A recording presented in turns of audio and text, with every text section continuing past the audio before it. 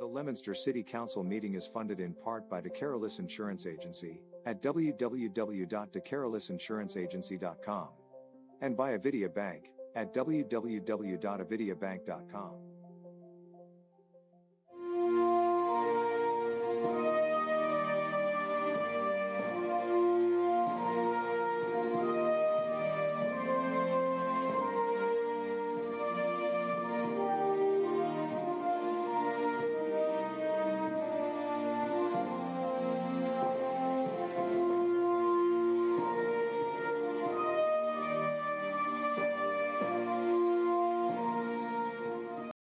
Okay, the time is now 6 o'clock. Mayor, if you'd like to come up to the table and we can start with the presentation just for the public. We have an informational session with the mayor at 6 p.m. to discuss the opioid fund and the Leominster flood relief update.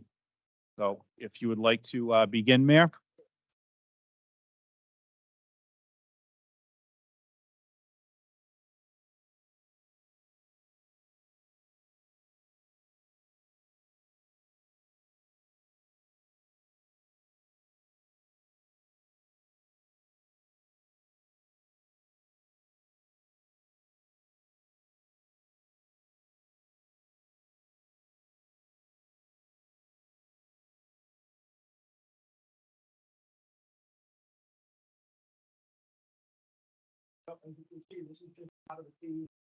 Of professionals that since September 11th, we're dealing with this storm that wasn't predicted, wasn't called for. No weather service warned of the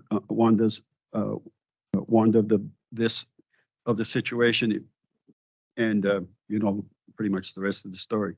It was maybe an hour and a half into the storm when I realized I checked my weather app, which I do a million times a day, and it showed there was a front over us.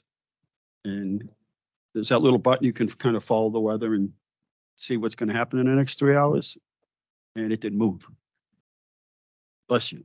And after several times of that, I rebooted my phone, and we were already experiencing severe flooding.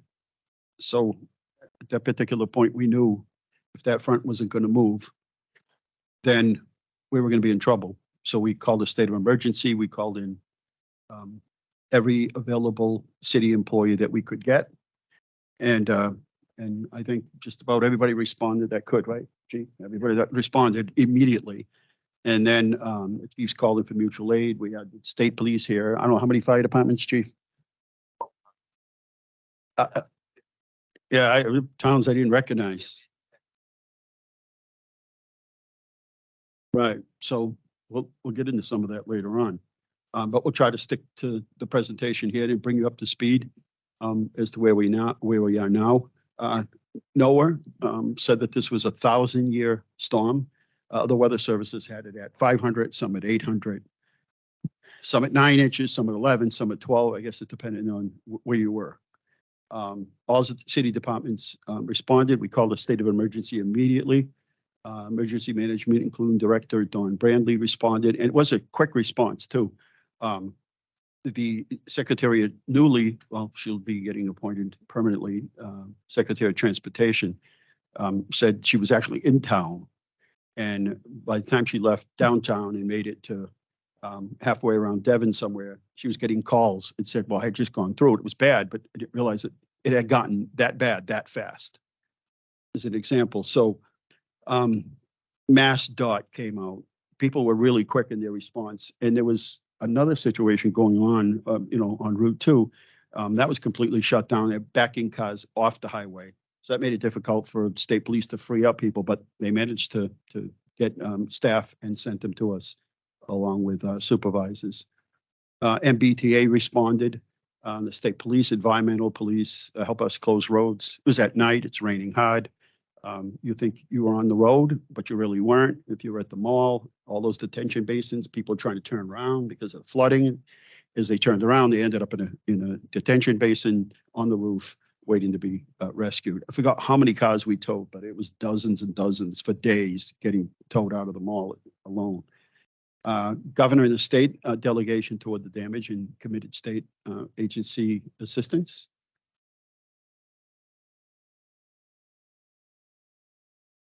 So everyone did a great job. We got things. Our goal was to get public infrastructure open as fast as we could. Roads, bridges, 6 million square feet of industrial space, homes, schools, everything was dependent on how fast we could get this infrastructure back open again. We received hundreds of 911 calls all at the same time, right? Both police and fire on 2 different sides, plus emergency management, our office, our phones personally, hundreds and hundreds of calls coming in at the same time. So the federal disaster declaration is divided up into 3 different pieces, and it gets a little complicated. And thus far, I haven't found a manual yet, or a set of directions that guides you through the process.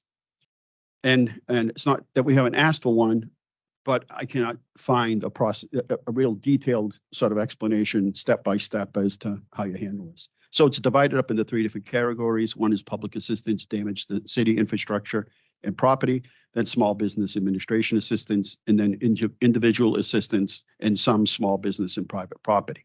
So there are caps or minimums that you have to meet in order to get assistance from FEMA. And it gets sketchy in terms of what qualifies and what doesn't. So if you experience damage to your home and you have a basement apartment and it gets a little bit convoluted as to whether or not they would cover that. But just so you have an example, people will often, we try to update people as much as we can, especially on the residential side, because people lost everything and things that were important to them. People that never had flooding in their on their property or in their homes had things obviously stored in places that never had a problem. So why wouldn't they store things in their basement or lower levels, and got completely wiped out, or their property, was completely just like a tidal wave, just took the property, the driveway, motor vehicles, garages, everything else in between, walls, everything, and the damage is devastating. And anyway, so this is the process right here. It is a step-by-step process. This is the FEMA process. This is, after a couple of meetings, we finally were able to get this into our hands, and then we were able to share this with anybody that we had. If we had somebody's email or information or address, we shared this with them on a step-by-step. All right, you can go to the next slide.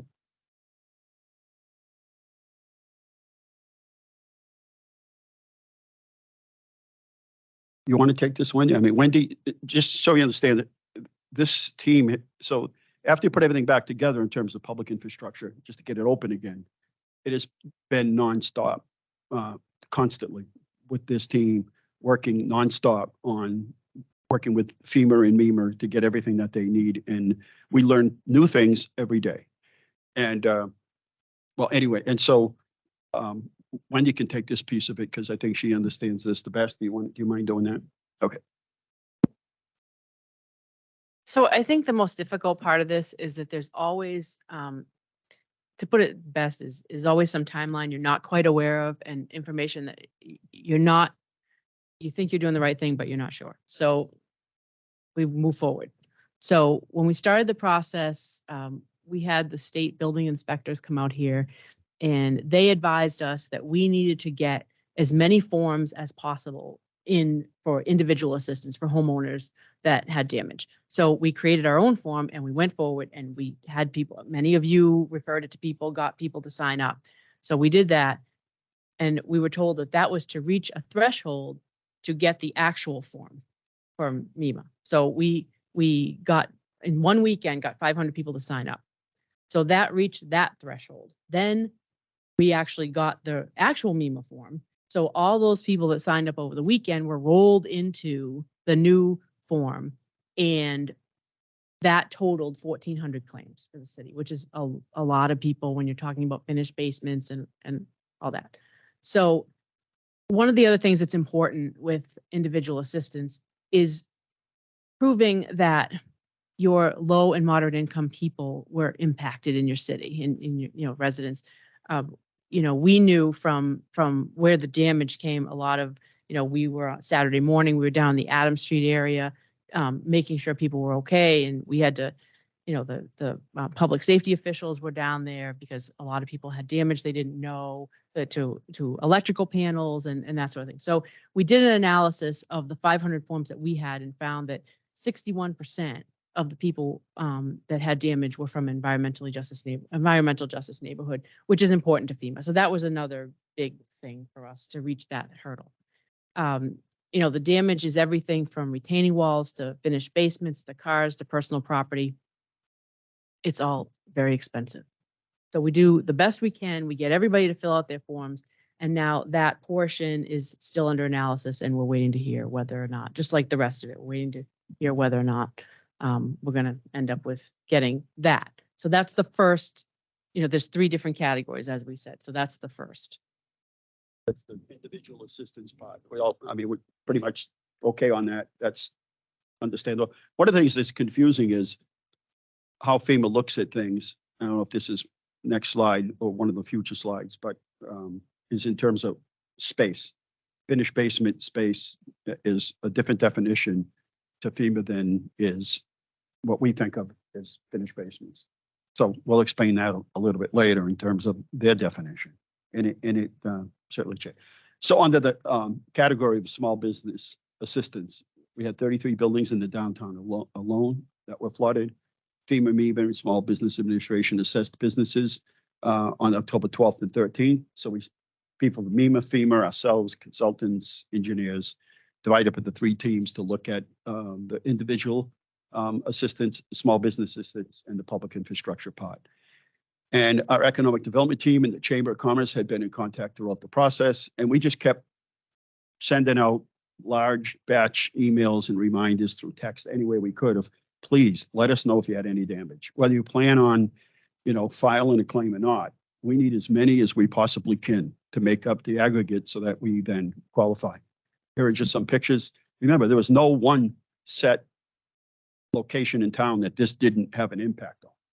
Obviously, it impacted every section of the city. Here are some of the aerial shots to fix. On the public assistance part, we submitted our initial list of projects to MEMA totaling $25 million. And then on the 12th and the 10th and the 13th, they came out and toured the area. And so they can actually physically see it. The only confusing part is the actual people that are doing the cost estimating didn't come here. So it was FEMA people and MEMA people, and they're all great people and all knowledgeable and professional. But one of the confusing thing is later on, the people that determine the estimated cost to some of these projects didn't come here to tour them, to actually physically see them, which is a little bit confusing. On 10/28, at FEMA's request, we provided detailed information, including narratives, pictures, and cost estimates for 58 projects around the city. Now, Ray and I were discussing this today with the engineers. We're still finding, the further out we go, we haven't been into the trailer system. There are a lot of places we just haven't been yet. And as we do, make visits to these other parts of the area, we're finding other damage. 11/2, with this information submitted, we contacted the governor and our federal delegation, who are fully supporting the application that we've submitted. As of today, we're working with independent engineers to provide additional information to FEMA. So, just so you understand how the process works is we're submitting everything to MEMA and FEMA, but it's going to go to the governor. And the governor will determine, or based on the information that the administration has, they will determine whether or not we should apply for a disaster declaration to the president. Now, we're not the only ones involved in this, where there are other towns, although the impact is, nobody has been impacted like us. But I think Princeton, Springfield had some damage, North Andover. There are other places that had damage, no one to the extent that we did. So on public assistance, I believe it's 3 million that is the threshold for public assistance county-wise. Statewide, it's 12 million. So one would think, well, that's really easy to come by. Do we have a slide of mechanics do you have? So one would think, well, that's easy to get to. I mean, we estimate 35 Oh, it's at the beginning. Can you go back to that? It's actually a pretty good example of things. So one would think, you take the damage on Mechanic Street, and that all counts towards damage on Mechanic Street. Well, there's damage on Mechanic Street, and then 40 feet away is damage to the parking lot. Well, we consider all that as one, and this is an example of one project. They consider it two separate. They won't count that damage on Mechanic Street, the wall, the retaining walls, the sidewalks, the road, everything, because we might be qualified for a state grant that would help us to support that. So they carve that out, and then they just go back to where the parking lot is. So they peel the onion, they chop that part off. And that's the way it is with all of their estimates, is we give them what our estimates are based on the time that we've had to work on it, because they have deadlines that move. And they peel it back saying, well, that's not the numbers that we come up with. So it is a very, very frustrating process. And that's one example. That is not one project. The parking lot on Mechanic Street, and that right there. And there are many projects that we have a difference of opinion on cost. So if we fast forward to that slide, what we've decided to do is we also found out that in the middle of our last conference call that they had asked the governor for an extension, which we didn't know about. And so that had we had more time, we would have had more time to work on this, because everything's rushed. So what we decided to do is to hire our own consultants to look at the 7 biggest projects that we had, or the most costly as we determined, and really go in and do real detailed cost estimates as to what it will take to fix those projects. And their estimates are lower than ours. And so this way we can hand that to them, that documentation. And if they have a difference of opinion with us, they can come back and tell us, well, here exactly is where we have a difference of opinion, because this is a typical standard way that we do business. We don't inflate it. We put the specs together, we do an estimate on it, and we submit it. But this will really give us an accurate, now that we had a little bit more time, and so we have several different engineering companies. No one company could handle all of it. Several engineering companies that are handling this to assist us. So as of today, we're working with independent engineers to provide additional information to FEMA, and we think that's going to be a big benefit. We have distributed about $1 million. I'll just rough it off here in emergency funds so far.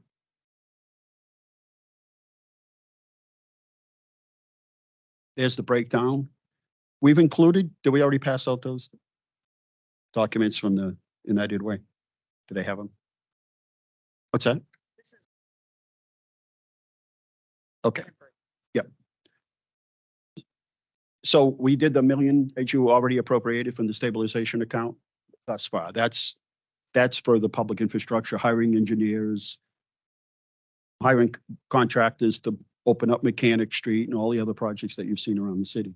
This is the flood relief fund from the United Way. And I think we have a copy. I'm not sure, but anyway,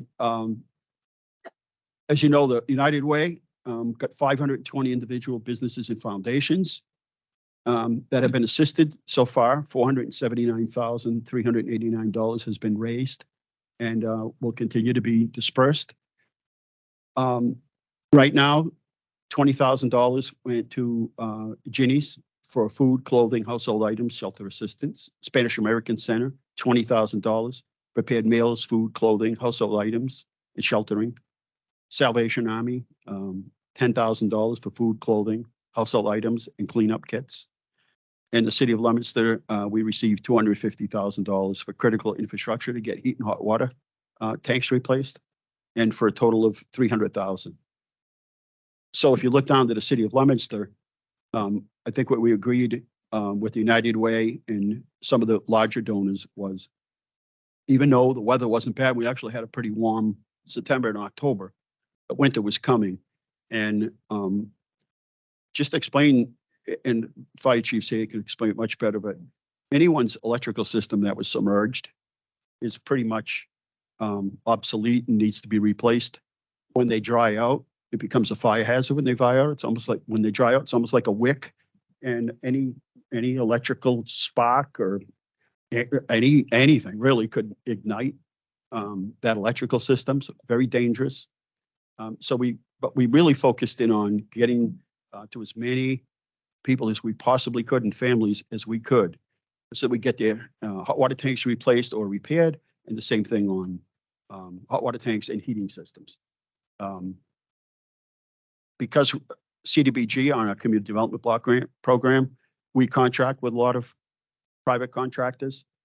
So Ellen Racine actually paid a visit to most of these properties, and we sent out someone to evaluate their hot water tanks and heating systems. In some cases, the heating system just needed to be dried out, or it needed to have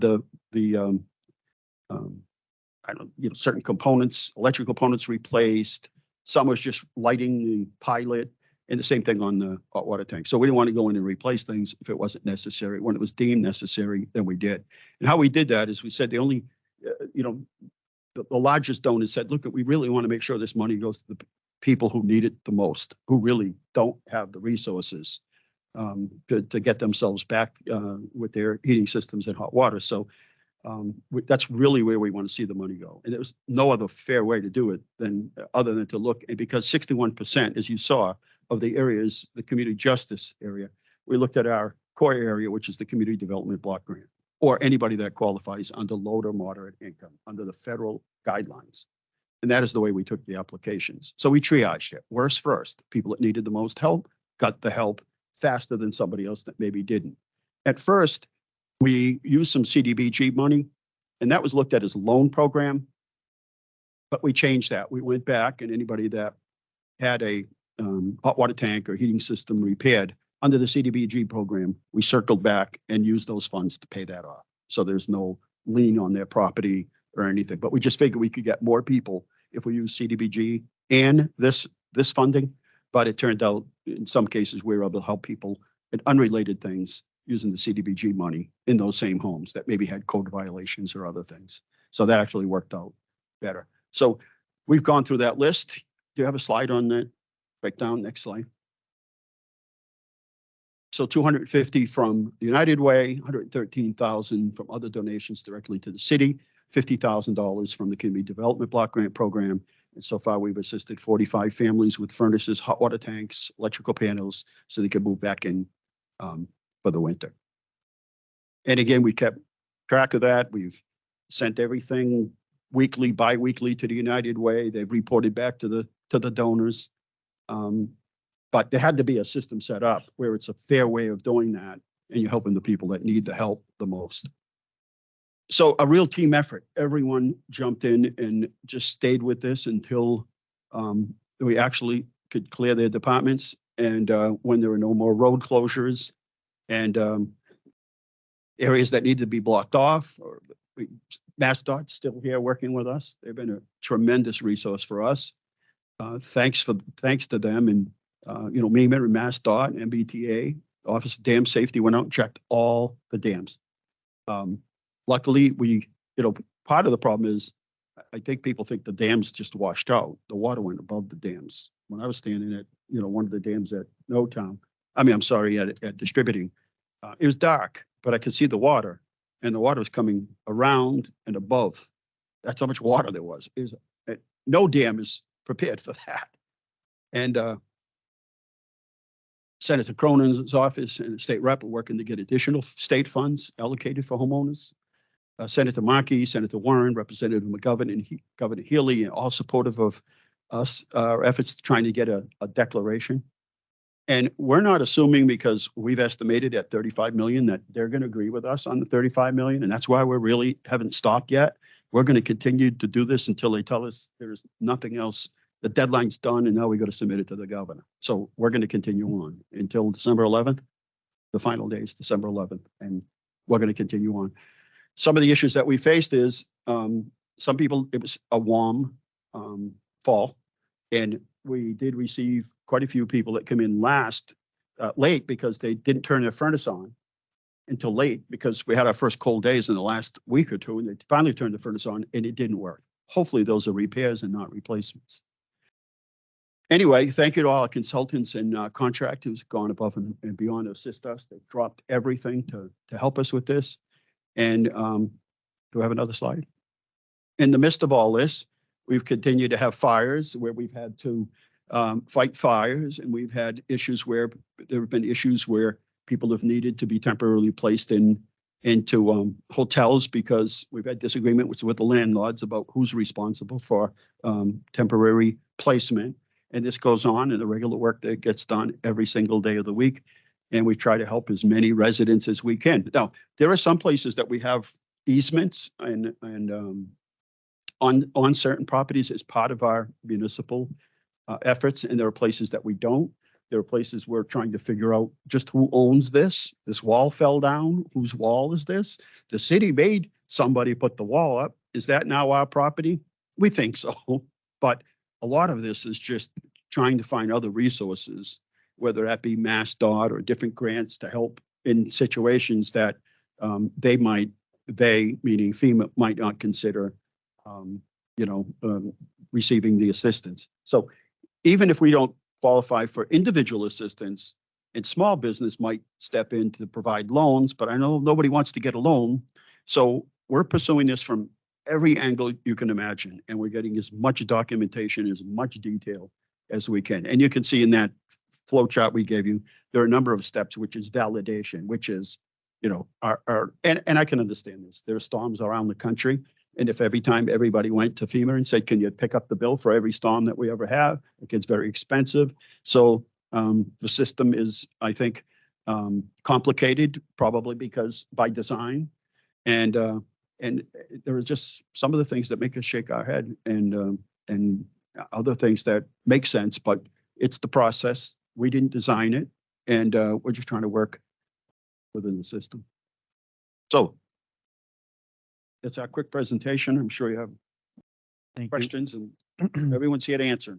Thank you very much, Mayor. Sure. I appreciate it, and I appreciate all of your hard work and Wendy's hard work. I know every time I'm in City Hall and I stop in your office, Wendy is pulling her hair out, trying to keep up with all this, and it is a lot of work, and I have to commend you for it because, without the efforts of this team, I think a lot of our people in the city would really have no direction. And let me give you an example. Just one thing. Left out One thing. in the Commuter cold. rail. Yeah. $6 million a day of goods go over that railroad. That railroad, that bridge was fixed in less than a week, Yeah. right? They had it back up and run. That's not something that FEMA will take into consideration as an expense towards us, although there was a huge expense to us. Unrelated, from the mudslide, damage to the fire station, damage to the house on the side. So it gets very convoluted about what counts and what doesn't in their formula. And that's why we're giving it the final push here right up until December 11th. So December 11th, we should have an answer then from the federal government. Well, this will all be put to bed that we qualify or we don't. Everything's closed in terms of. Okay. Right.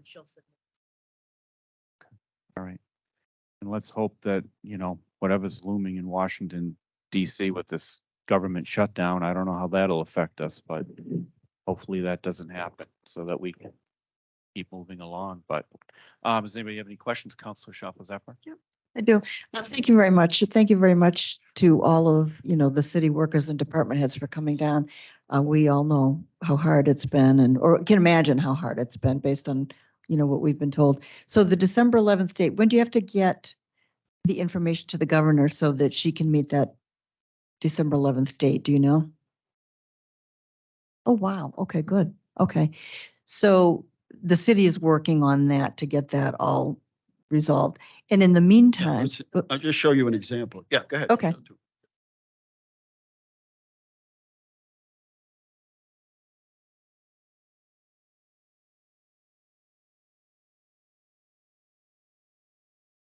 City projects. It's like 7 pages of That's for just, public assistance. so this is what it says is it lists each project and how much it costs, our cost estimate. And then as they requested, it includes everything from size of culverts, drain pipes.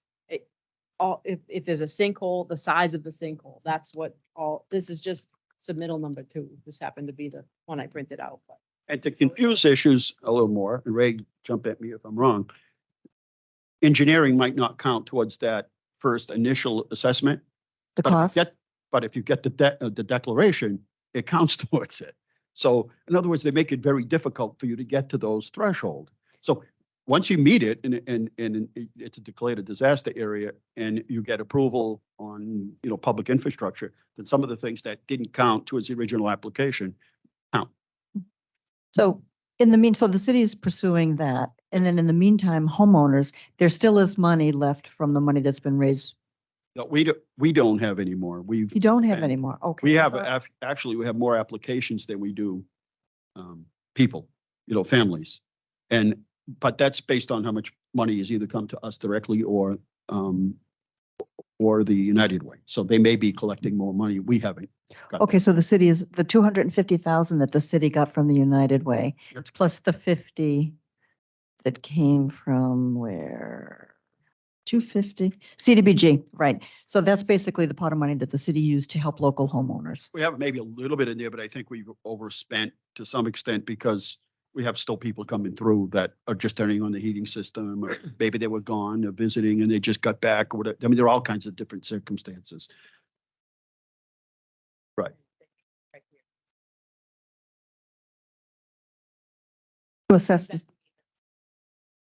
Right, so should we encourage people that have problems to still apply for assistance to the city, absolutely. even though the city Absolutely. doesn't have the money at the moment? Yes, Okay, absolutely. We want to know. okay, good. We want to know. And again, the important thing is, and I understand it's easy to lose patience when you've lost everything. And everywhere you go, the insurance company says, oh, I'm sorry, you're not covered. Well, I lost my car. That's not covered. I lost, damage to my house or my driveway or whatever. You're not covered. It's frustrating. And then Awful. you add this process to it. It's even more frustrating.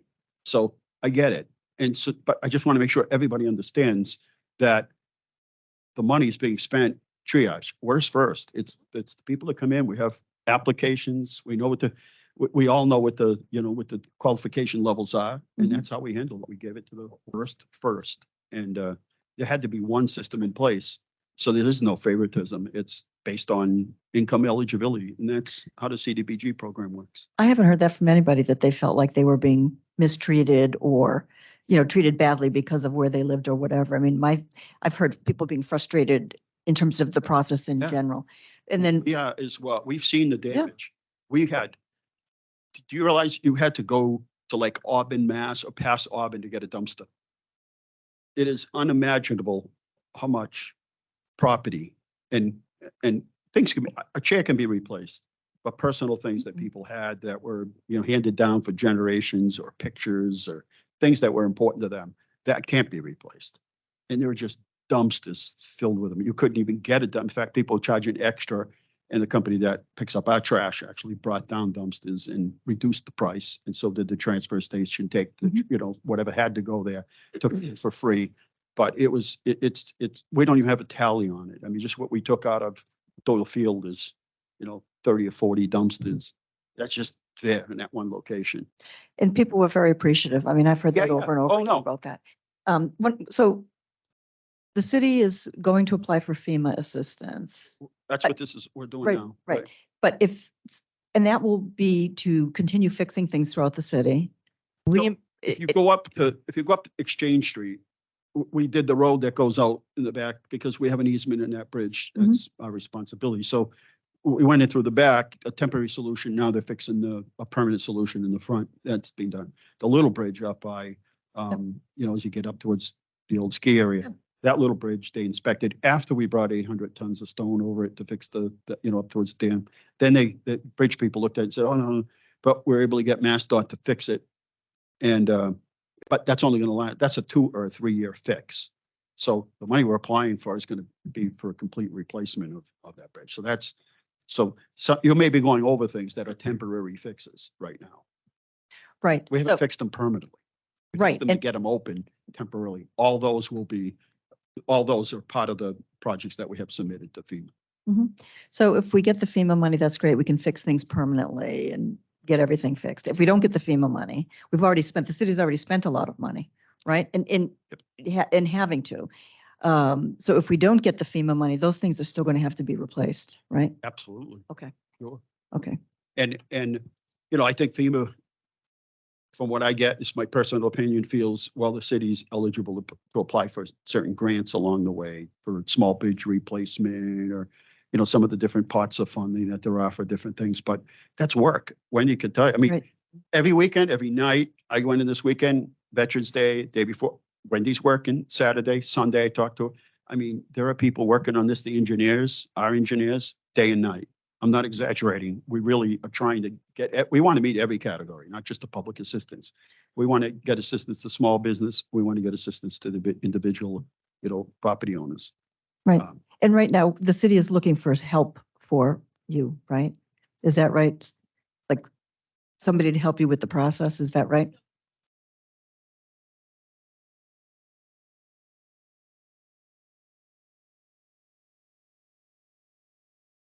Wendy, can you talk in your mic? Because they can't hear on TV. Yeah, thank you. Every project so once we meet the declaration on the public assistance side, every project essentially turns into a grant application.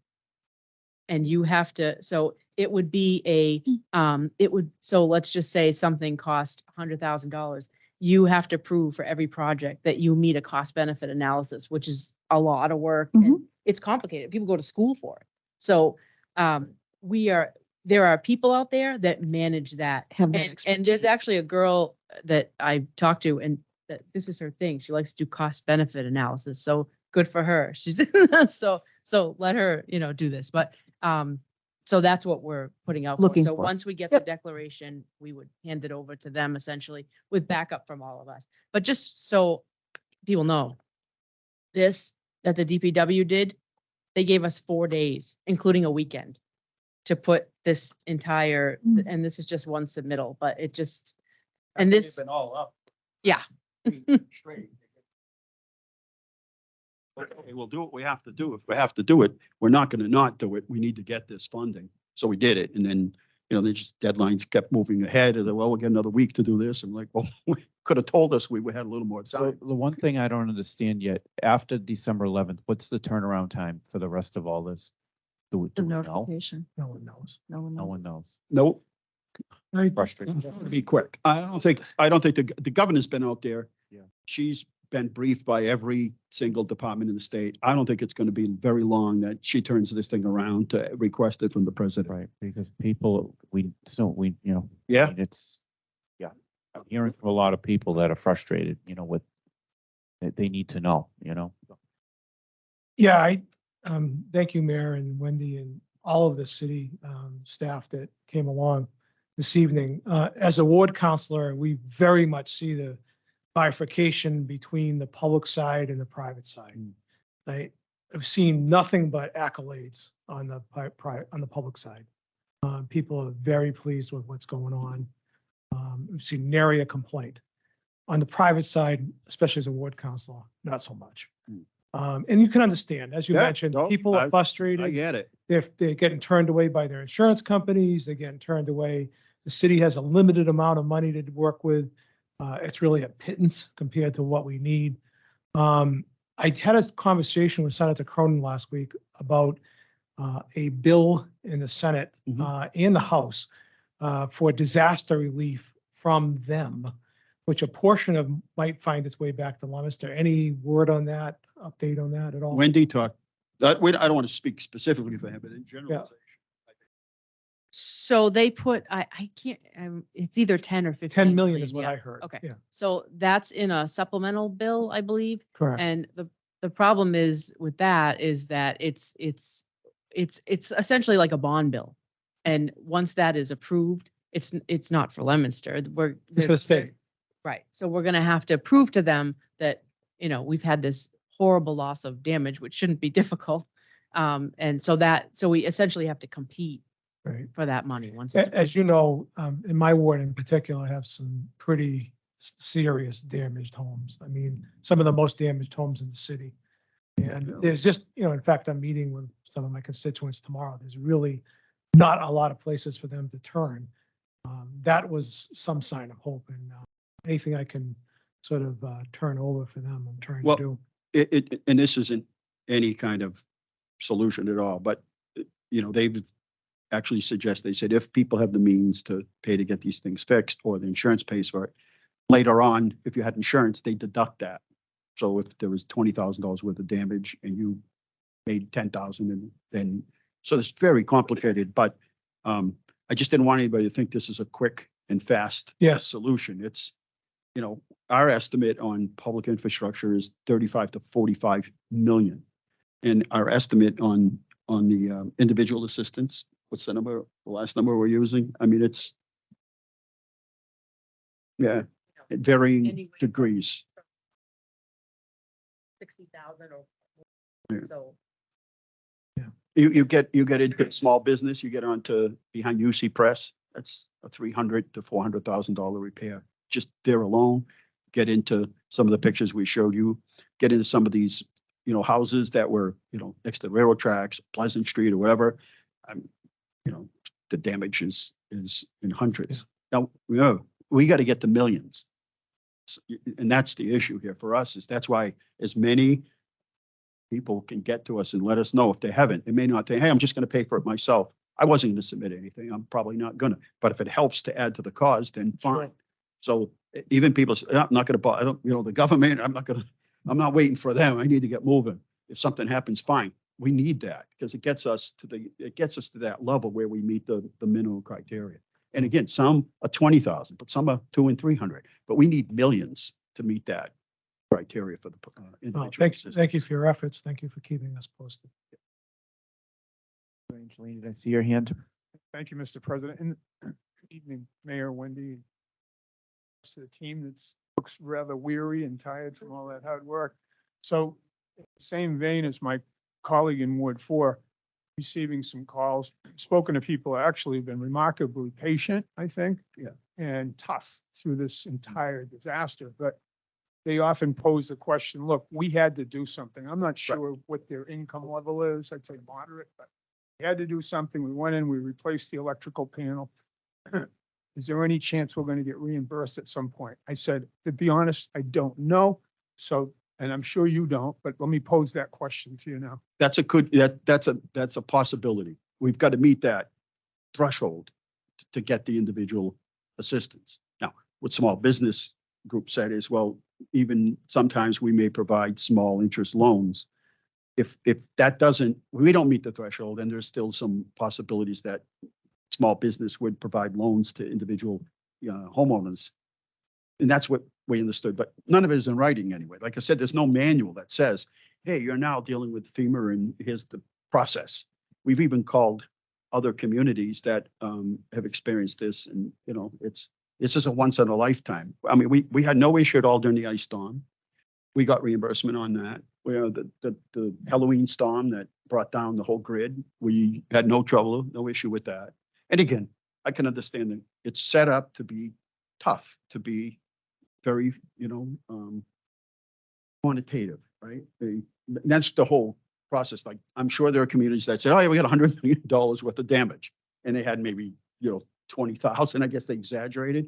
We didn't exaggerate it. And that's why we're going to hire these companies to help us prove that we're not exaggerating anything. We're going to hand them a list in the 7 big projects of the city. We're going to hand them a detailed list of a breakdown of every single imaginable piece of that project and itemized. And then like Woody and Curran, I think said that, Ray, they said they had their own cost estimator. They'll give it to the cost estimator. So we'll have 2 ways of showing them that these are legitimate costs. I think that was hiring a consultant. It's based in Washington. So they do this all the time. I'm sure they've been through this process before. But I suspect with another wonderful feature, like you said, you brought in outside engineering companies to help because it's a tremendous workload of our folks. So safe to assume we're going to be seeing some appropriation requests for those bills. Oh yeah, absolutely. Yep. Right. I mean, we haven't even touched, I mean, we've got, as I said, this work has been temporary fix to get everything open. And we have a lot of businesses here. We have a lot of, kids got to get to school. I mean, literally at one point the next day, you could not get anywhere from one point to the other. You just couldn't. And, but we got school open back in just a couple of days.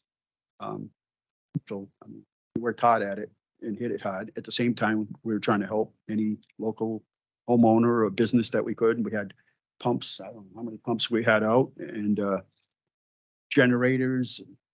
Fire department to help us evacuate homes if we needed it. People had to be taken from 556 Central Street by small boats. We had calls coming in for people trapped on Route 2. We had calls coming in for people trapped at the mall, and all at the same time. My constituents. Yeah. 1 o'clock, 1 PM, the phone. Yeah, nobody went to sleep. They were amazed. People were grateful, I think, response. So I tip my hat to. Yeah, no, they were incredible. Just stayed with it right to the end. Thank So- you. Thank you. And the best part is I lost my voice, so everybody was happy. Everybody was happy. Anybody I else, texted. anybody else have any question? Counselor Brady? Dean, I know we met this morning with some residents of North Leominster. I think people are just looking for some assurance that if at all possible, maybe some pre-existing conditions could be addressed if we do get this declaration and get some money. One, there's a water runoff coming all the way down. That's, I understand the issues. Yeah, we looked at, with the DPW and our engineers, we looked at different parts of the city that it seems like every time there's a 3 or 4 inch storm, which is nothing compared to what we saw, but it's still a big storm for us. Those areas is to see if there are things that we could include in part of this assistance to try to remediate it. What they tell you up front right away is everything is that if you get the funds, it's to restore things the day before it happened. But there are a lot of things that don't count towards the things that, towards the day that, you know what I'm saying? In other words, they peel things away and say, well, that's not eligible. Like, what do you mean it's not eligible? First you tell us it's to restore things back to the day before. Well, if a stream was designed or a drainage system was designed 50 years ago or 60 years ago, DEP or EPA is going to let you do what you want and build it the same way you did it before. So that has to count. You're like, well, we'll take that under the consideration. I'm like, well, the day before is the day before, but laws and codes and everything's changed. So we'll have to, yeah, the answer is yes, but we'll have to, do our best at persuasion we'll have to make our case. And that's what we're prepared to do. That's why we've taken this approach. In fact, some people have said in the industry, oh, you guys, you're overreacting. Maybe you don't need to hire all these people. And we're like, no, we're not going to leave any stone unturned. I'm not going to submit anything and have somebody tell us on the 12th, well, you should have did this or you should have did that. Based on our conversations and our meetings with them, this is the approach we think is the best one. It's the most thorough one. And when we hand those documents over to them, we know we've done everything possible and then some. And then it's up to them and our state and federal delegation to help us through the process. Counselor Frida? Everyone else, thank you for everything that's been done. Well, it's a team. Trust me, it's All the department heads. everybody, every worker, volunteer. Superintendent said, we'll handle that at cleaning companies at next day at Northwest School and the high school right here in this building. And so it was just where can I help and how? How is the threshold determined? Is it by dollar value or is it by area of the city? Or, what their threshold, you keep hearing threshold, but what is the threshold? Do we know? We have an idea? So it's 3 million the county, and 12 million state. So Springfield would be added to that. But again, we're not taking that as, oh, look, Springfield says they got 10, we got 30. We're all set. We'll just submit the document. We're going absolute worst case scenario, just in case. Because there are things that we think or one would assume count towards that don't, or they say they don't. But then later, if you qualify for it, you get it, then some of those things, wasn't that correct, Greg? Isn't that what they said? They said, yeah, take the microphone. And when Jen gets frustrated, listen, she's the most patient person that works for the city right now. Frustrating conversation to have with them. I mean, we went back and forth and just one thing, Jake looked just for a second at the dollar amounts that they're using. I think we're back from 1950. He's like, we can't even buy gravel for that. I don't, so we're trying to get the supporting documents from the state so that he can compare what actuals. But, we've submitted lots of information on that and they're not even taking some of the invoices that we've supported. So that's why we need the engineers and the contractors to come in and prove that you can't buy it for that. This is the, current dollar amount for everything so that they can move forward. But they did every single item we had. They kind of picked apart each thing. The banks, they said, well, we could fix this part, but that part of the bank was, something, else and that doesn't count. And then we moved on to the next project and it was every single thing. It's like, okay, well, we'll look at this little tiny piece, but unless you can get us information, then this, and this isn't going to count. So they've made it as hard as they possibly can, but yeah. Jack's perfect. Explain the whole reservoir thing in the downstream part of this. This is just so interesting. What? Go ahead, grab. Jake is the Roger Brooks of the 21st century. Well, thank you. It's a pretty tough. Thank you. It's a compliment. Yeah, Roger will tell you. He built the shoes. So one of the things that we're dealing with and trying to figure out what kind of qualifies and doesn't. So good example is that distributing reservoir. So we have the reservoir and there's a spillway. The spillway in the day before the storm was a channel, was a series of granite steps that go down. And the last drop was probably a 3 to 4 foot drop and then into a stream bed. That 3 to 4 foot drop is now 10 to 15 feet. So we actually have lost, 10 feet or so of existing material. So we go out and say, well, to do that, we'd bring in rock, rip wrap the banks, fabric. Well, that's not how it was the day before. Well, you can't put it back the way, it was before. Granite slabs that washed downstream. So we're trying to work with the engineers and we had them come in and they said, well, the way these were built back in, I think distributing was what, 1875. So try to replicate that or get cost estimates to rebuild something from 1875 is very difficult to do. But we're trying our best. We're doing, calling a lot of other state agencies. A lot of people have been very helpful, trying to provide information that they can to the best of their ability. Didn't we have some things that we just did? Yeah. We just did it. Yep. So Well, we did the Morris Reservoir Dam. We did that 2016, I believe, was the estimate that was on. I think it was completed in 2019. But that's probably, for distributing, it's the most similar and, work that's been done, very similar line items. And obviously there's been inflation since then. So you take the line items, but for some, they gave us that as a template. So this is what we'd like to do. Well, the cost breakdown on that was done after years of engineering, years of field work to get that cost estimate. And now we have kind of 2 weeks to do that work. So we're trying to expedite that. We're trying to get the right information, but we want to do it fast and accurate. So we have some experts coming in to help us out. So it's kind of where we are now. We did our best with the sheet here, and now we're looking for validation for that work. Validation. We'll give you the. Yeah. But that's kind of citywide too. The dam is just kind of one example of that. But we have pretty much every stream, every road crossing has significant damage, and to try to get that back to restorm condition as they that's all they want to look at. But some of it's impossible to do when you lost what Mother Nature built over millions of years to restore. But man-made is it kind of impossible to do. So we're doing our best estimate to try to make that kind of work for them. So we're not beating up on anybody that works for FEMA at all. It's just the process. It's the one that's in place.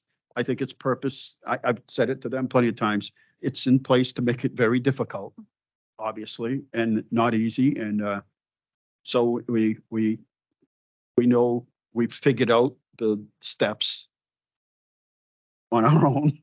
through biofeedback, I guess, because there's no one place where you can get it. And now we're like, okay, if that's your rules, then we'll play by your rules. Councilor Angelini? Sorry, go.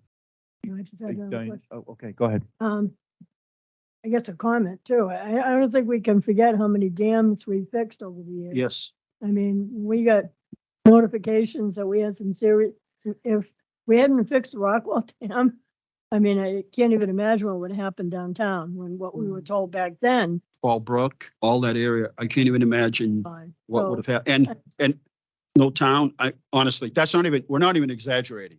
But no, I- our I&I, just removing that inflow, separating the stormwater system from the sewer, saved the Nashua River, seriously, because we would have had to pull a hatch like other communities do when they get storms. And all that sewage went right into the Nashua River, hundreds of thousands of gallons. And so, and- yeah, I'll get calls from reporters or people and like, well, don't you think you should take this stuff seriously? Like, serious. We have a resiliency plan. We've separated our I&I. We're like one of the few communities in the whole state that have done that. We replaced our dams at our, and at our reservoirs where the most amount of water is. We've had grants in for dams at the, up at Barrett's. We've had grants for the Moosenock Brook, and we've had all this stuff in motion. But you can't control Mother Nature, and 11 inches or 9 or whatever it is all of the amount of precipitation they get in Colorado as part of the runoff. And that's why they fight over water rights constantly. That's in 4 hours. If you go back to that slide of Tilton Cook. Oh, it might not be up there. Okay. If you look, you saw the building that was caved. Everybody's been there and you can see that if you stood there and you look down, it's 25 feet down and the water came up 1.5 feet above the parking lot. It is not imaginable that that could happen. And Tony Mazzaferro explains in the engineering that he had that those areas were designed, the parking lot and everything was designed for a 500, would never have a problem with a 500-year storm. That's what the engineering said about the parking lot and that culvert that goes under the building. And that just ate through that like butter. It just went right through like nothing. There's still things we're finding out. Somebody on Adam Street opened their office file cabinet. There was a fish inside. I stood behind Wyman's just trying to get an understanding and a dumpster flew by me. I didn't even know what it was. White Caps downtown. There's pictures and all that, but it's just unimaginable. And, for us is where do we go first? How do we respond to the hundreds of calls coming in? And, where do we go first? And what do we do when daylight comes? Because it's probably going to be worse. And it was. So we did our best. I can guarantee you as a team, we did everything. We appreciate your support. You all were understanding. There's not another thing we could do.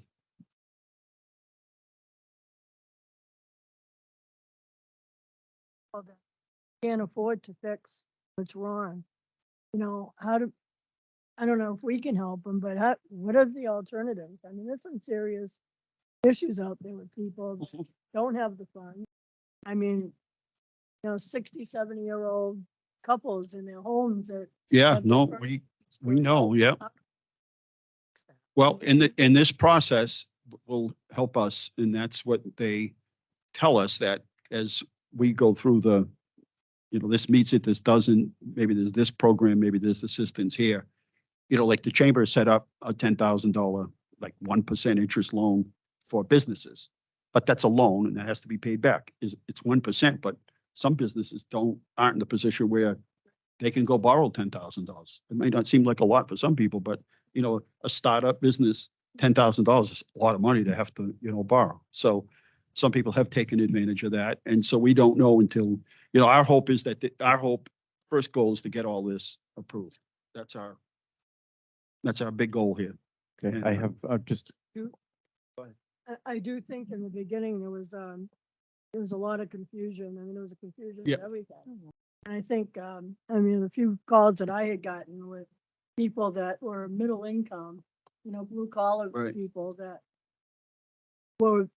they were hearing CDBG money. Right. And they were hearing income eligibility. So I think a lot of them You know, we're getting, well, we paid our taxes and we put our money into the stabilization account over the years, and how come we can't get any of that money? But We actually looked into that, and the law doesn't allow us to use stabilization money to, so, but we can use it for public infrastructure, just exactly what we're using it for now. I think we've got a I just copy think here. that was. Oh, one day you're sitting in your home and everything's fine, and the next day you don't have one. Imagine that, right? So we're mindful of that and doing everything we can and looking for other possibilities. We haven't ruled anything out. We'll keep continuing to look for, solutions for everybody, no matter what. But every day we find new circumstances and yeah, we can get you the slide on stabilization. Okay. Yeah. I'm required to start the meeting, and then I'm Oh, gonna go to. Council we're all set if you are. Councilor Angelini, a question, Oh. and then you haven't talked about the opioid stuff yet, so. Oh, well, yeah, but then. First, I'm going to call the meeting for the Leominster City Council for November 13th, 2023 to order. We will all please stand and join me for a salute to the flag.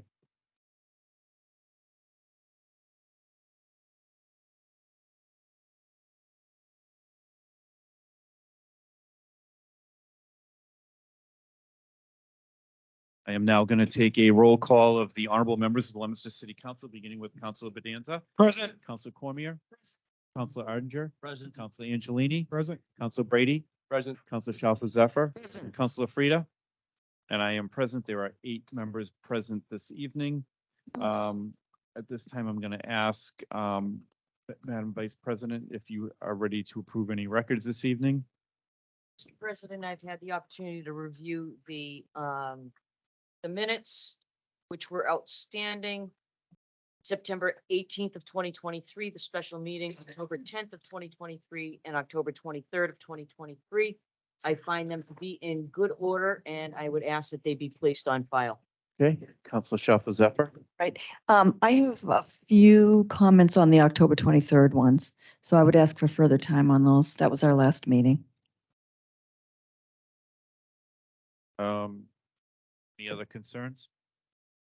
If seeing none, then we will put the September 18th, 2023 minutes for the special meeting and the October 10th, 2023 minutes on file. And you can tell the Vice President and get that taken care of. We'll get those updated for the October 23rd. We'll hold off on those. Can I have a motion for a recess? Councilor Shalfo Zephyr, second of Councilor Bedanza. All those in favor of going into recess by a vote of 8-0. We are now in recess. So I know Councilor Angelini had another question, and then Mary, you're going to talk about the opioid fund. And also the city clerk has indicated to me that your appointee, Nicholas Venti, is here. If you just want to introduce him really quick, I don't think he's already on board. We approved his appointment, but we didn't have him here at the last meeting. Okay. So if you just want to introduce him so the public knows who So he you is, wanna- and he can tell us who he, tell us briefly about himself. I think he's here. Want to come forward? Okay. Yeah. So Yeah. in just a moment, we'll have you, when we get to you, we'll Yeah. have you just tell us a Yeah, we little bit just- about yourself. Oh, all right. Counselor Have a Angelini, seat. did you have a question? Did you have a question for Mr. Don't go Fleming? anywhere. What's that? Okay, we'll wait. You want to go now? Thank you, Mr. Venti. He's got an incredible knowledge base. And when we saw him, we said, we don't really pay much money. Would you still be willing to come to work, at the Conservation Commission? But I'll let him sort of tell you a little bit. So. Thank you very much. Thanks. Yes, I'm a professional geologist with 10 years of experience. I have a PhD and a professional certification in that field.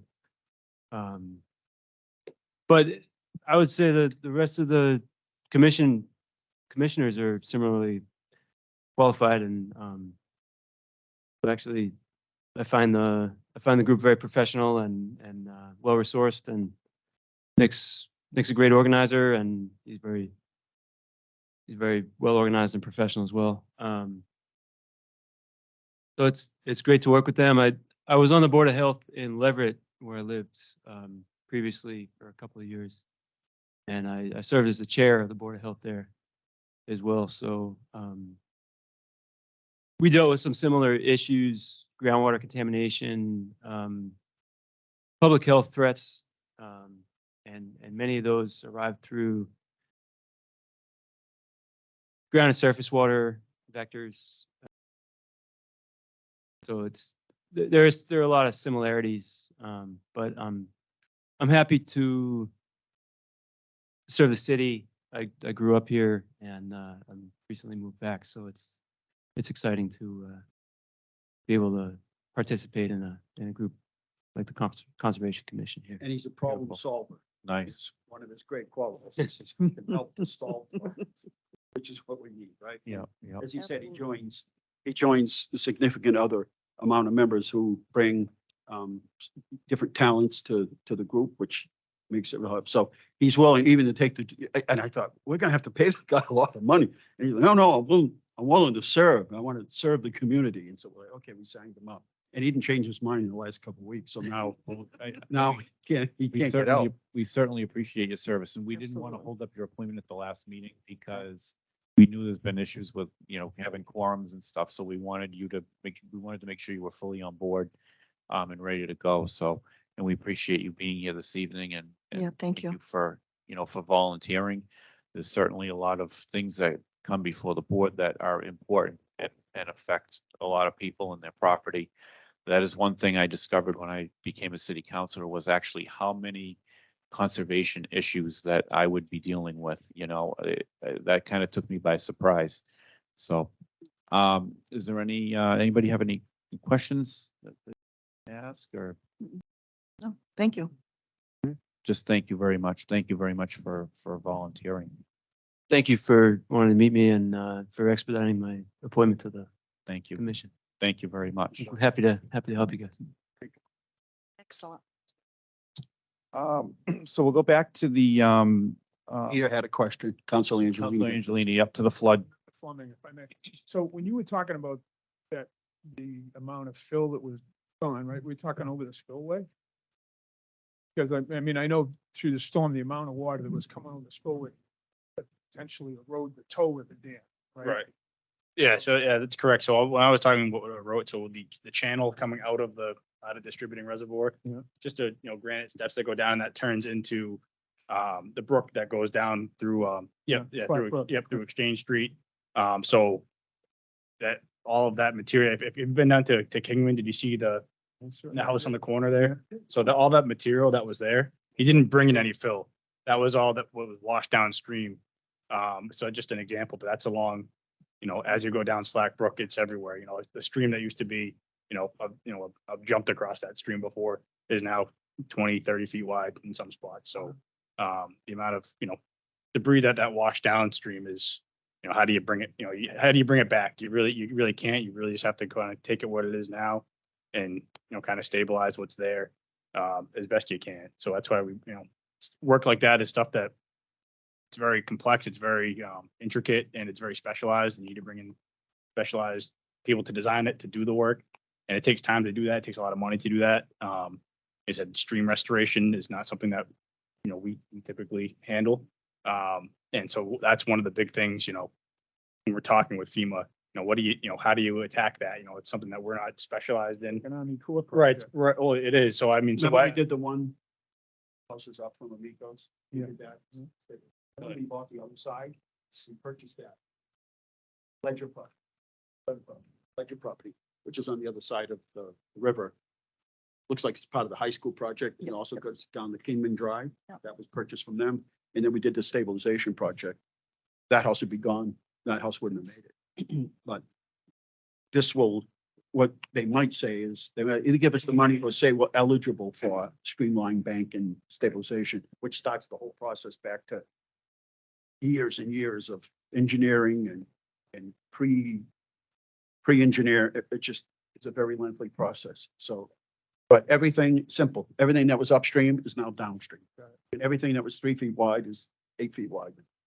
I think I have a pretty, I say, oh, it's interesting before and after from a report, and you can really see the difference of what it is now, and it doesn't look like the same water feature. It's really, it's impressive. It can do a lot of damage. If you're interested, I can show you. It's cool. Thank you again for your efforts, gentlemen. Yep. Okay. Thank you. Thank you very much. Now, Mayor, would you like to Sure. talk about the open? Michelle Nato's pretty much the guru on this one, but we'll do our best to, she's out today, but we'll do our best to explain. So obviously the opiate settlement came, we were a part of it. We listed ourselves as one of the recipients. And then when it was awarded, they distributed and had a formula and how they distribute it. And so the money didn't come in, the money doesn't come in all at once. It comes in they distribute it sort of according to their formula. And so you want to just sort of. Yeah, it's from a couple of different. I'm losing my voice again, so she's gonna have. A couple different companies. So we get payments throughout the year and it'll be over the next 10 years. We, made the $30,000 payment to Montechusett Regional last year, and we're looking to make a contribution to them again this year. They have done a great job, and we passed around their big pamphlet of how they're going to touch on each one of those areas. And we actually have to go on annually and report how we have spent the money. And you have to, specifically say in each one of these classifications. So this report is wonderful for us so that we can just go through and say, yes, that, we touched on this, different program and, this area throughout the, project. We will go through, see how it does. This company is also really great because they'll give us back a lot of statistics. They'll tell us, how many families they've been able to help, and, the people that they've been able to reach, and then we can make assessments going forward. Jen, can you just tell us what the balance will be in the account, the monies we've received after we apply or approve this 50,000 this evening? About $330,000. Left after the 50. And there are a number of different organizations that have expressed interest in it.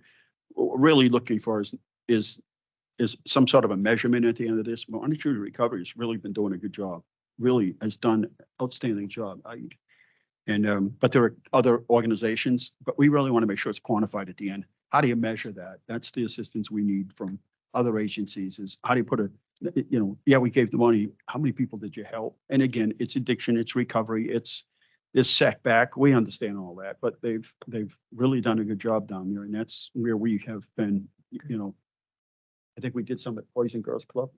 Is that the same allotment? Yeah. So, yeah. Is there any, Council Frida? Yeah, thank you for addressing this. This has been something that the MMA was following for a long time to get to that settlement. And a lot of communities that did get it with J&J and CVS and Walgreens. And I know our payments are they gonna average at $350 a year? I know we have some that are $34,000 a year. It's gonna go to 33,000, 34. Much. But I guess one of the things that I heard a lot in the MMA is a lot of regionalizing.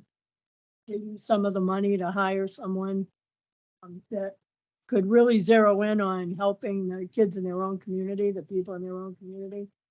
I know Gardner did it, I think. But we have just, how can we be sure that this money is being used to help our opioid issues in the city? Well, that's what. 88 deaths from. Yeah, that's what we're doing. I mean, that's why we're giving it out in allotments rather than just here's $150,000 and then wait to see what the results are. But for instance, we have a community outreach team. One of the things that we're looking at is adding a person who would deal with, with this issue, with the opiate addiction issue, fentanyl, drug and alcohol. That would work with the community outreach team. They've done a wonderful job, and we could use that extra person for that. But they work regionally with other police departments and other recovery agencies and all of that. They have a pretty good. Just looking at quickly, there's an RFK Community Alliance, working school. We have some Leominster kids there with some history of substance abuse. How do we get this money to them to help those kids? I guess was that was my biggest concern. Anybody can apply, but you've really got to put those measurement tools in there to say, well, this is what we're specifically what we're going to do with the money, and then later show outcomes. So it can't just be, we have 3 or 4 kids from Leominster, give us the money because, so we want to measure this so we know it's going to help the very people that were victims of this abuse of this drug. Right. Yeah, no, they've been, They were looking for. yeah. And they'll probably get more, but they've done, we monitor them and they've done a really good job. They've done incredible things and whatever formula they're using, we've been down there, I don't know how many times, to different events and to different meetings, and they explain everything to us, introduce us to all the clinicians. They have a number of, people in the medical field that volunteer there. They have something really good going, and we want to make sure we're part of that and we're helping them as they need it. So they are extremely great at their applications, really good at it. And we want everybody else to follow that same way, not just, hey, give me $50,000 and we promise to, keep kids busy, Every agency knows the money's out there. They've been following this right along. Oh, they're on top of it. Yeah.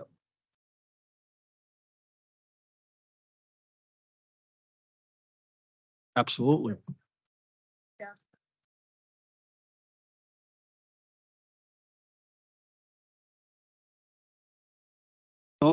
Police and fire and our outreach team live it every day, We wish we didn't have to go to those calls. We wish it wasn't the case. But we help a lot of people. Oh, Chief?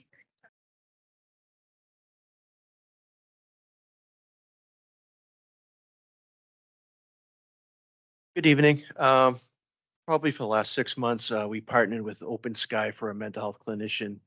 That's been working out really well.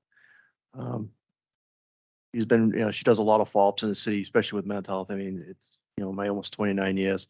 I've never seen it like this. I mean, it's unbelievable. But she's been doing good. We had a nice meeting with Open Sky today. We do monthly follow-ups, make sure we're all on board with what we're doing. She's making good progress. She goes out on her own on follow-ups when she feels safe. There's certain areas that she won't go. But one of our offices, like Officer Edinburgh or Kyle Cintron, will accompany her.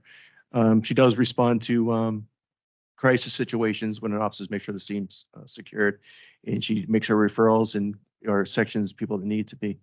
It's been working out good. We have Janessa. People know Janessa. She's very helpful. She's a great asset to the community. The officers are really good. As you know, I'm still trying to hire. Anybody's looking for a job. But I mean, I'd love to see it get expanded a little bit bigger. I can't do nothing until I reach my mark. But I'm sad to say that it's a strong need out there between the opiates and mental health. And I think we have a good plan right now with what we have in place. And I think it could get better. Obviously, what like Claire Frieda said, we want to make sure we take care of our own people. And that's what we do here, and make sure we follow up with them as they go either through the opiates and getting them put in an institution where they get some help, or if it's on the mental health side that Vanessa follows up with them, getting them to the right areas for our community, because it's a busy job. We thought accidents and traffic was busy, but mental health and opiates, unfortunately, it's sad that they're running neck and neck these days. So if you have any questions, I have a couple words left in my voice, and then I'm going to. Hopefully the laws will change, and those who intentionally, and they know they're selling fentanyl, they know it can kill people, and the laws have to be tightened.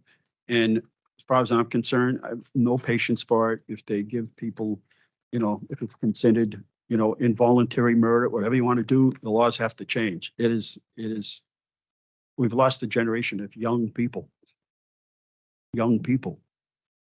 That's just the amount we lost here in the city. And this helps, but until it's taken serious, and that people are put in jail for this stuff and they know they're going to do serious time, making the connection between, the people that deal this stuff and knowingly sell to these people. In our office, every day we work with people, we get people in the spectrum, we work with the community outreach. And that's still not enough. And so part of this money may go towards hiring somebody that could be added to the community outreach team and help them in an area that, they're busy at now. But we're making progress. But obviously we, as fast as they arrest somebody or do a drug bust for fentanyl related. Somebody back there selling it the next day, so it's highly addictive, but it's deadly. And that's the difference between, the opiates that we were dealing with before and what people have left the opiates to go for. And have gone to the heroin, it's cheaper, and then fentanyl mixed in, and fentanyl has a more of a bang to it, but it requires more of it. And the two combination, it's the fentanyl. Just you could get a fingerful and it could overdose you, even with fentanyl. I mean, even with Narcan. And I never thought we'd be talking about administering Narcan to people who, and we've saved, I don't know, Chief, you have a handle on how many people we've saved using? It's a common thing. So yeah, it's a big issue in every community, but we take it serious. And so this might be an area where we take that salary from that and add somebody to that. It's been years that we've tried to build enough support universally to get these community outreach team. And now it's like every police department now has it. Fine, it's taken some time, but we help a lot of people. Instead of waiting for them, when anybody knows 2 a.m, there's no help. There was never any help at 2 a.m. to be able to get somebody. We have somebody we can resort to. Or the weekends, it's like, well, call us on Monday. We'll come out and help you out. Well, that's too late. And we see early signs of mental illness from the calls we get, but it's not much we can do until it's to the point where we have to section them and get a warrant of apprehension through the court to pick them up against their will. And that by then, so why not get them help outpatient in their homes when we see the early signs? We can do that now. Finally, we've got that team in place to help people out, and we're helping a lot of people.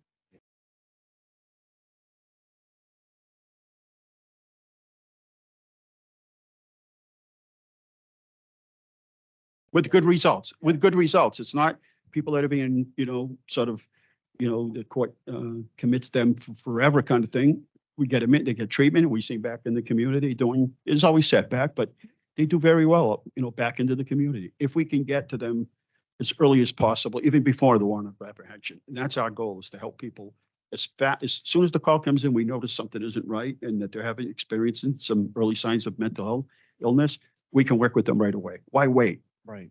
Why wait for that court order to have to take somebody against their will and have them? Each request that you get, is there a committee, or is there somebody that, is it just your office? Just send them to us and we meet as a team and look at it and go from there. Yeah, yes. Well, yeah, there's that account set up. So any request we make, we bring down here. We'll explain it to you what the request is, and then you vote on it. Yeah. Senator Angelini?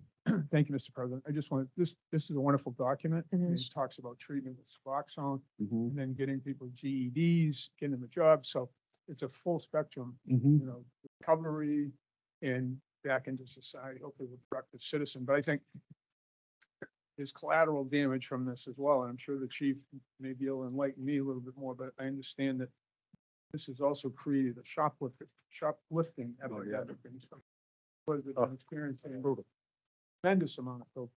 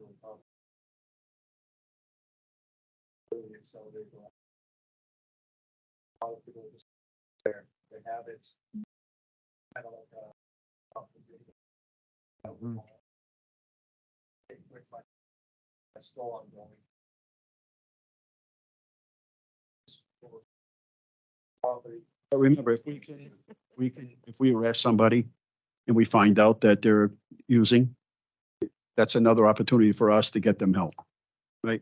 Between us and the courts to get them into a program. to help them out. And that's why I say, the earlier, the better, right? And it's not, shoplifting of hundreds of thousands of dollars. Maybe we caught them on the first time, maybe not their first time, but the first time we caught them. Bring them to court, work with the court, try to get them placed and get them the help they need. You're welcome. Any other questions about the opioid fund? Seeing none, thank you very much, Mayor, for all your hard work on all these topics that are very important.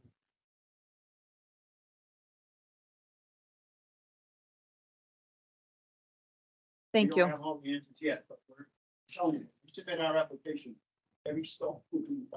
Yep. Good. That's good. Thank you. Thank you. Okay, we now stand back in session.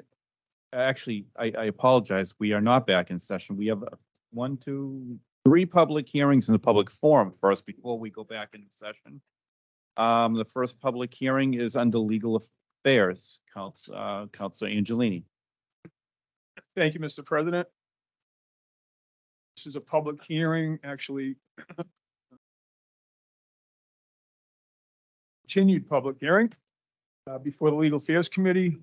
My name is Peter Angelini, Chairman. I'm joined tonight by the member of Legal Board for Councilor Mark Bedanza. Can you talk in, because we can't hear you? Says it's on. Can you hear me? Yeah. Okay. And the third member is absent. Petition 17-24, Mark C. Bedanza, Ward 4 Councilor, request to amend the revised ordinance, Chapter 13, Section 13-34, entitled No Parking on Certain Streets by inserting Adams Street 30 feet east of the driveway at 98 Adams Street and 30 feet west of the driveway at 98 Adams Street. Before I turn this over to the petitioner, I have a letter from Sergeant Greg Robichaud that I'd like to read into the record. I want to suggest maybe that we can just summarize that. It's All right. a long piece. What it boils down to is he just, the constituent that brought this to me and Sergeant Robichaud went out and looked based on what we heard at the last meeting. And what they came up with was they're recommending amending this to 25 feet in each direction. So later on, when we get to the regular agenda, I would make a motion at that point to amend it. Thank you, Counselor. Anyone else on the council that has any questions? Petition 17-24. Right. Public this evening like to speak in favor of or in opposition to petition 17-4. For the second time, is there anyone in attendance this evening that would like to speak in favor of or in opposition to petition 17-24? And for the third and final time, is there anyone in attendance this evening that would like to speak either in favor of or in opposition to petition 17-24? Seeing none, I'll declare this public hearing closed. Okay, thank you very much. We now have a public hearing that was scheduled for 6:49 p.m. under public service. Councilor Shalfo-Zephyr. Thank you very much. This is a public service hearing. My name is Susan Shalfo-Zephyr. I'm the chairperson of the Public Service Committee. Councilor Claire Frieda is subcommittee member as well as Councilor Brady. So this public hearing is on petition 11-24.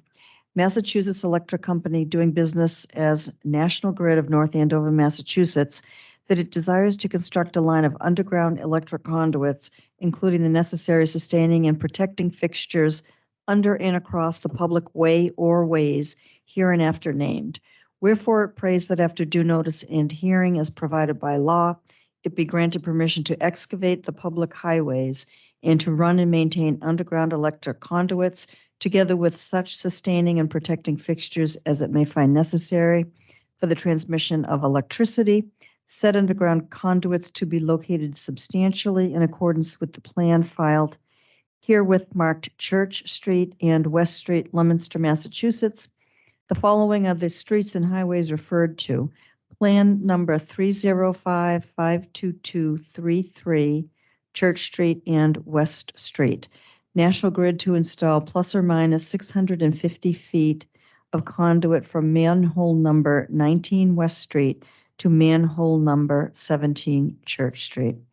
So this petition we've had a couple of public hearings on, and also, I believe, a subcommittee meeting on this, and it has been referred to the DPW, the wire inspector, and the fire department. Do we have anybody here from National Grid this evening?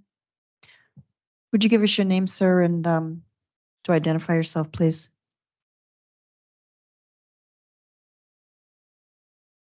Okay, could you speak into the microphone because we couldn't get that? Thank you.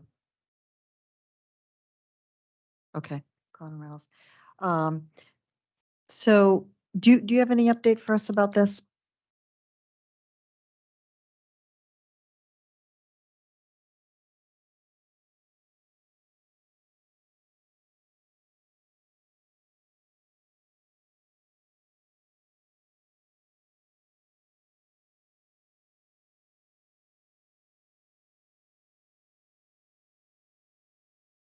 When was that?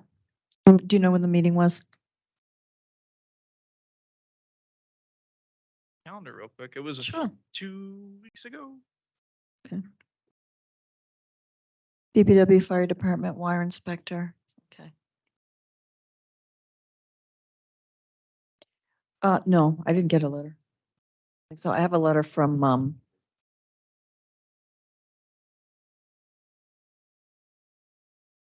It was No. Monday the 30th.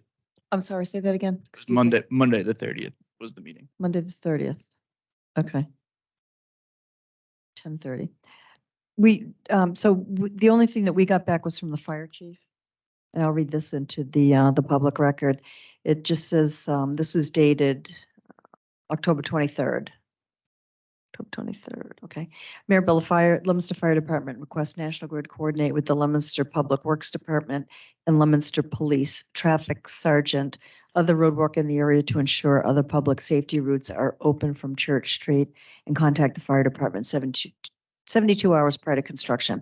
So it looks like one meeting has been held to talk about, the I various believe, issues. I'm sorry, I forget DPW director's name. I believe he wanted a conversation with our civil contractor Okay. in regards Refain. to pavement restoration and sidewalk restoration. I'm not sure if that conversation has Okay. happened yet. I know our community liaison was reaching out to our civil liaison to facilitate that conversation. I'm not sure where that ended up. Okay. All right. Well, we don't have any other information. We don't have anything back from DPW, so that hasn't been resolved yet, and nothing back from the wire inspector. So I guess I will ask if there's anybody on the council that has any questions. No, anybody? Oh, Yeah, Councilor Brady. After your meeting with the wire inspector, can you just give us a brief description of the meeting? How did it go besides? No one had any reservations in regards to the project other than DPW with regards to the restoration after the conduit. I guess we'll get that Right. recommendation. Yep. That's it, right? Okay, I'll go to the public then. Is there anybody here who would like to speak either in favor or in opposition to petition 11-24? For the second time, is there anybody who would like to speak in opposition or in favor of 11-24? And for a third and final time, is there anybody in the public who would like to speak in favor or in opposition of this petition? Given that nobody here is signed up to speak, my recommendation would be to keep the public hearing open and to follow up with both the DPW and the wire inspector. Okay. We're looking at November 27th, 2023. And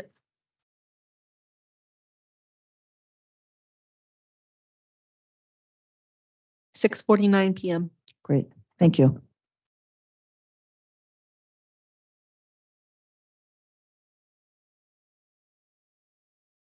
(12-24), and I will be abstaining. My employer is involved in this one. Okay. This is a public hearing on petition 12-24. Massachusetts Electric Company doing business as National Grid requests permission to locate poles, wires, and fixtures, including the necessary sustaining and protecting fixtures along and across the following public way. West Street, National Grid to install one solely owned pole on West Street, beginning at a point approximately 145 feet east of the center line of the intersection of School Street and continuing approximately 18 feet in a north direction. Install 1 times new pole approximately 18 feet. Install new duct bank approximately 120 feet from MI-122 to pole number 1 and new pole number 2-1. Wherefore it prays that after due notice and hearing is provided by law, it be granted a new location for and permission to erect and maintain poles and wires, together with such sustaining and protecting fixtures as it may find necessary. Said poles to be erected substantially in accordance with the plan filed herewith, marked West Street, Leominster, Massachusetts, number 30552208, September 11th, 2023. Also for permission to lay and maintain underground cables, laterals, and wires in the above or intersecting public ways for the purpose of making connections with such poles and buildings as each of said petitioners may desire for distributing purposes. Your petitioner agrees to reserve space for 1 cross arm at a suitable point on each of said poles for the fire, police, telephone, and telegraph signal wires belonging to the municipality and use it exclusively for municipal purposes. So again, this petition has had a couple of public hearings. We continued the public hearing to tonight. Do you have any update from National Grid? Is there anything that you're bringing? The meeting we had in regards to both of those requests. Oh, it was, okay. Yeah. So we went over both of those requests. Same comments as the previous. Okay, so we have not heard back from DPW or the wire inspector about the seizure. So we're still waiting for those referrals. Okay. Is there anybody on the council who has any questions for the National Grid representative? No. Okay, so I'll go to the public. Is there anybody in the public who would like to speak for or against petition 12-24? Is there anybody who would like to speak for or against 12-24? And for the third and final time, is there anybody who would like to speak on petition 12-24? Okay, seeing nobody here that would like to speak about this, we will continue. We'll keep the public hearing open and continue it. 11/27/2023 at 6:48 PM. Thank you. All right, thank you very much. So they're all continued to 11/27. Thank you. Okay, we are now going to hold a public forum. The public forum is an opportunity for any member of the audience to speak on any matter specifically listed on the council agenda. Speakers will be asked to come to the microphone and state their formal name and address, along with identifying the specific item or items they wish to address. Each speaker is respectfully asked to keep their comments within a 2-minute time frame. The council will not be responding or answering any questions. However, at the discretion of the council president, clarification may be given. We do have one person that signed up, Carrie Noseworthy.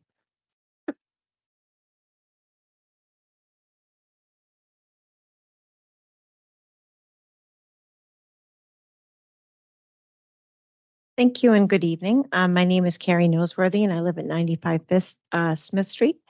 I would first like to thank the city for its efforts around the flood mitigation, the dumpsters, having the governor here so quickly to assess and declare the city a disaster site, and for helping so many with the heating systems. Thank you. Also just wanted to share that natural disaster mitigation reserve started out the State House at $10 million, but it's now at $12 million for those who are interested. I would next like to address the communication piece in days past regarding the flood. The day before FEMA visited our city, I attended a city council meeting, and there was a small discussion about asking any updates for the flood. And city council did not think that there were any updates. The next day I watched early morning as on the news stated that FEMA would be visiting Leominster that day to assess the damage. And I was really confused about the communication breakdown because I thought all of you should be knowing what's happening. We should have known the night before that FEMA was visiting our city.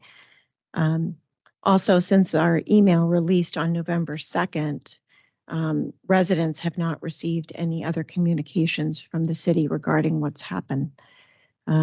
when COVID happened, the country had to adjust its communications as well as our city. And I think it's reasonable to ask for a weekly email blast, even if there are no real updates until we get to the endpoint.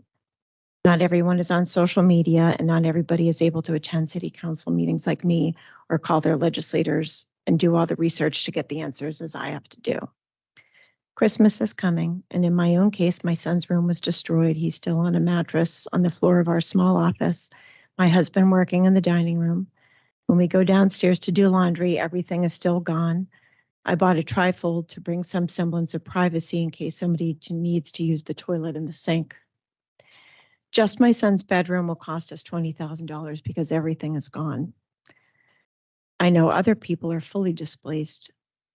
I had to take vacation time to spend mitigating the flood, but some people had no time to take from their jobs.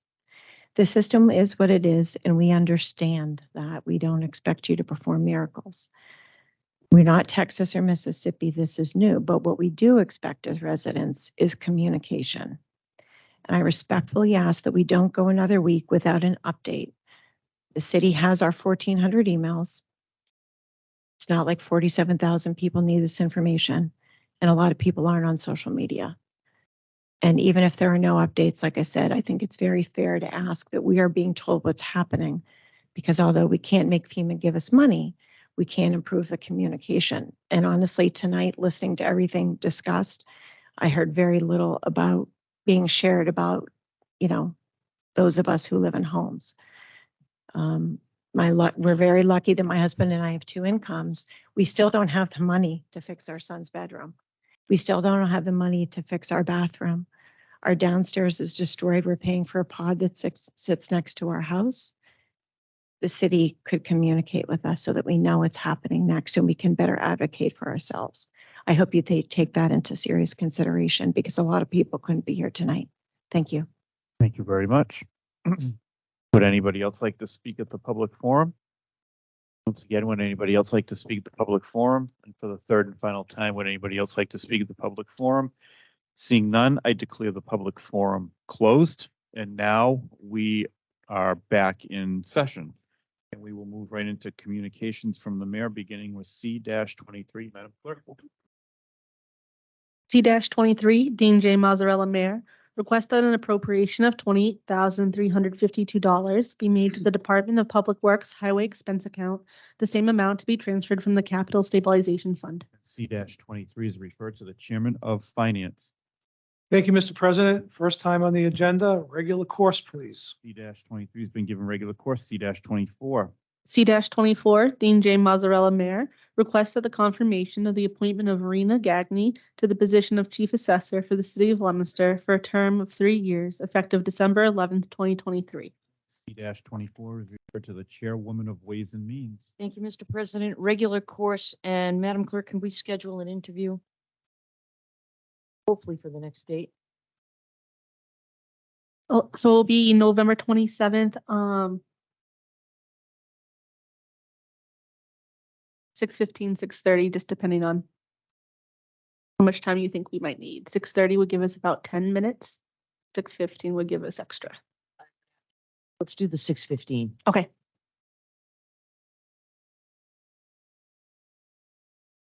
C-24 has been given regular course, and Madam Clerk will set up that interview. C-25. C-25, Dean J. Mazzarella, Mayor, requests your vote of support by resolution for Cougar Capital Management to be located at 34 Tremaine Street, Leominster, Mass. And C-25 is also referred to the Chairwoman of Ways and Means. Thank you, Mr. President. Again, this first time on the list, I'd asked for a regular course, and perhaps we can set an interview with that matter as well. So this one, it's a tie, which is a little bit different than a TIF. Did you want Amanda Curtis, who is heading this, to come down along with the owners or representatives of Cougar Capital? Yes, please. Okay. Thinking we might be starting at 6 at the next meeting. I'm thinking 6 o'clock as well. Clerk, if you can set that up as well. Yeah, absolutely. Yeah.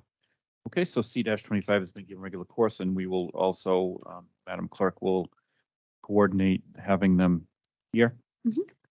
Moving on to 19-24. 19-24, Massachusetts Electric Company, doing business as National Grid, requests permission to locate poles, wires, and fixtures, including the necessary sustaining and protecting fixtures along and across the following public way. Whitney Street, National Grid to install one solely owned pole on Whitney Street, beginning at a point approximately 205 feet south of the center line of the intersection of Water Street and continuing approximately 20 feet in a west direction.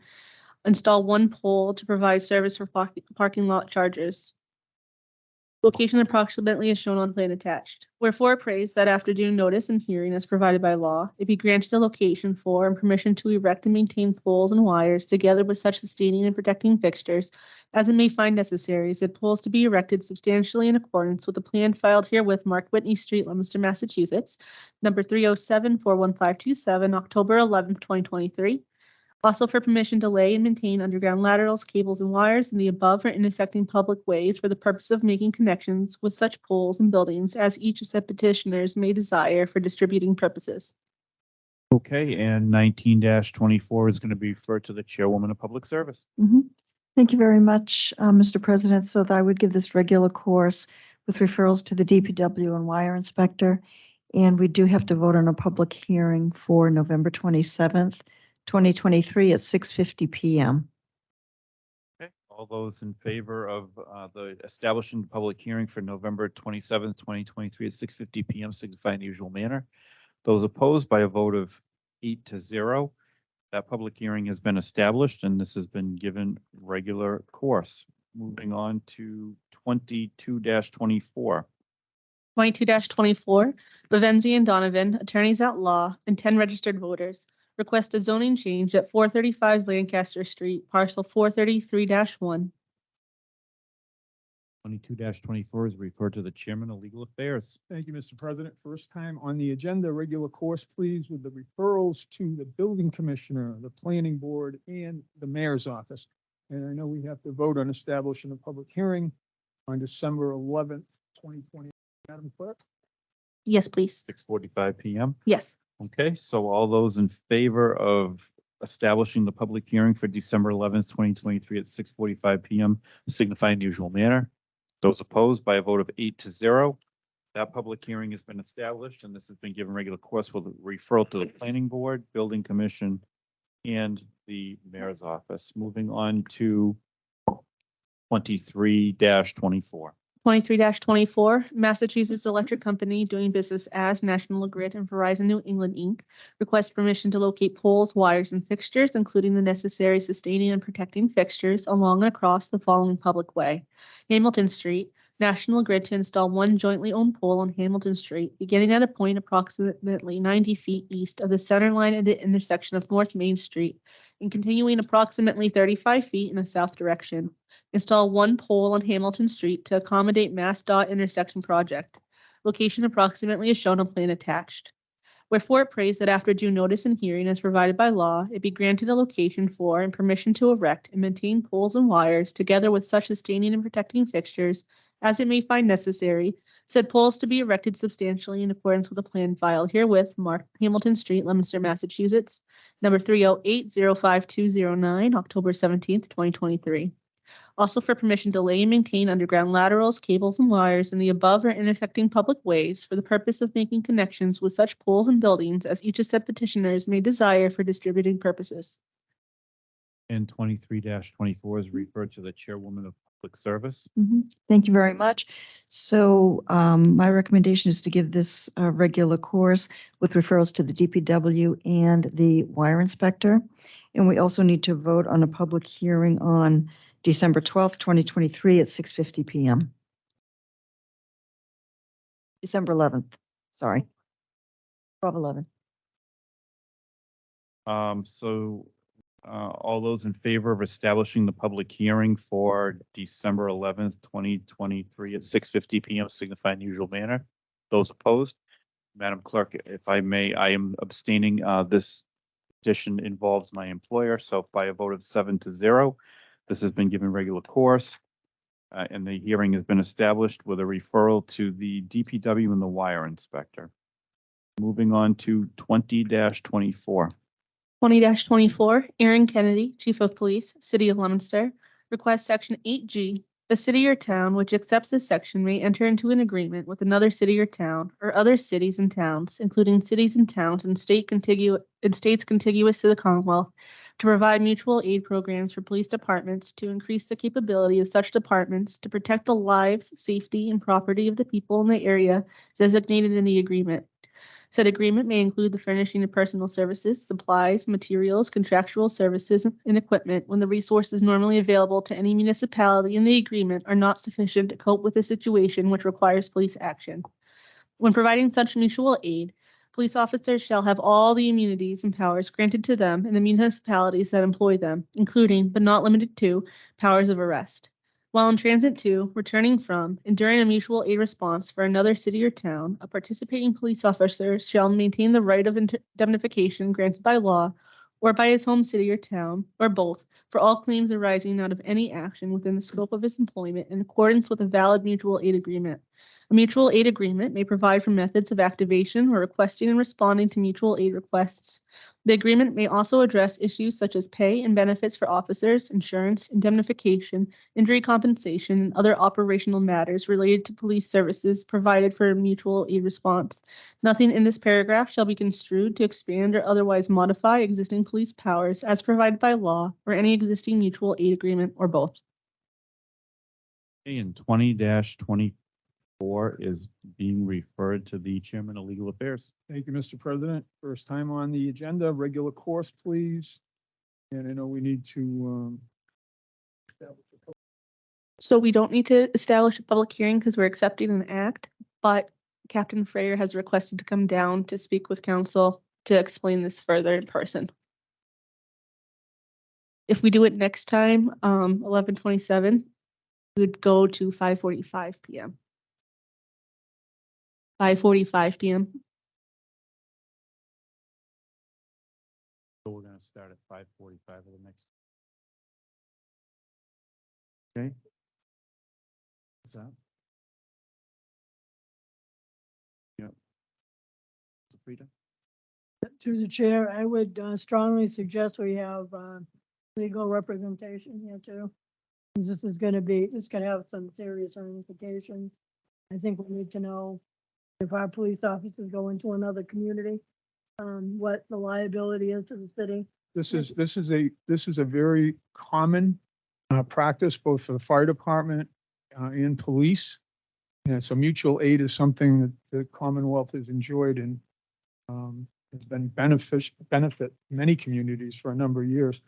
I suspect that Captain Freyer will be able to answer a lot of those questions. I'm sure they've spoken to Copeland and Page about this before coming down here.